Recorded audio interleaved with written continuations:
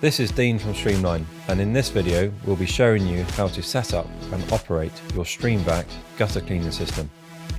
The Streamvac is equipped with front locking caster wheels for stability.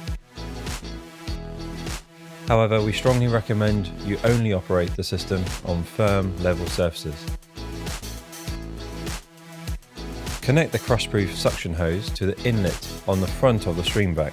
Connect the other end of the hose to the half-length ultralight pole section, attaching more sections to achieve the desired reach.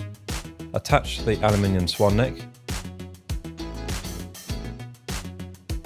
Switch the system on and commence cleaning.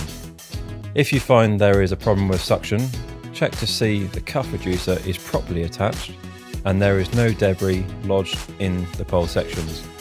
Empty the drum after each use, allowing time for the debris to dry if necessary.